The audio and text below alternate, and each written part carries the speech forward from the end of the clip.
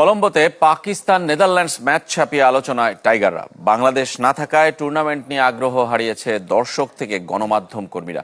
এমন পরিস্থিতিতে বিসিবির পাশে না দাঁড়ানোয় অন্য বোর্ডগুলোকে কাপুরুষিত আখ্যা দিয়েছে পাকিস্তানের সাংবাদিকরা।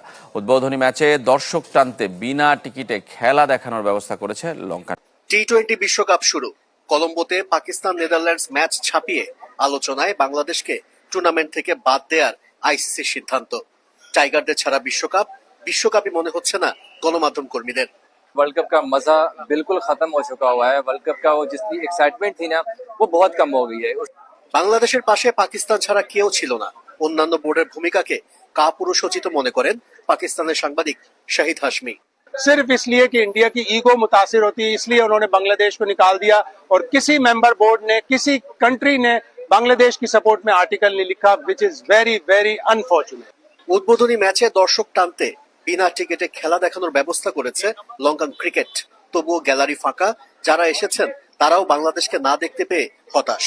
बहुत अफसोस है, बांग्लादेश ये वर्ल्ड कप नहीं खेल रहा है, इसलिए हम लोग भी इंडिया से बाइकाट किया हुआ है 15 फरवरी। सिर्फ जिद की वजह से अब वर्ल्ड कप से बाहर करते हो, तो अगर बांग्लादेशी फैन को दुख हुआ है, हम उनके दुख में बराबर के शरीक।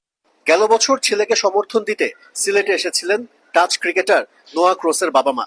নিজেদের চোখে দেখেছেন বাংলাদেশের ক্রিকেটের উন্মাদনা। তারাও হতাশ রাজনীতির কাছে ক্রিকেটকে হেরে যেতে দেখে। খেলার মাঠে রাজনীতির প্রভাব খুবই ভয়াবহ একটা ব্যাপার, এটা কখনোই হওয়া উচিত নয়। 27 বছর পর বিশ্ব আসরে উঠছে না লাল সবুজ পতাকা, নেই টাইগারদের গর্জন।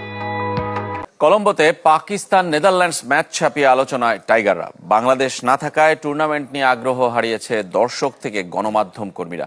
এমন পরিস্থিতিতে বিসিবির পাশে না দাঁড়ানোয় অন্য বোর্ডগুলোকে কাপুরুষিত আখ্যা দিয়েছে পাকিস্তানের সাংবাদিকরা। উদ্বোধনী ম্যাচে দর্শক টানতে বিনা টিকিটে খেলা দেখানোর ব্যবস্থা করেছে লঙ্কান ক্রিকেট। হচ্ছে তবে এখানে কোনো বাংলাদেশের জার্সি নেই।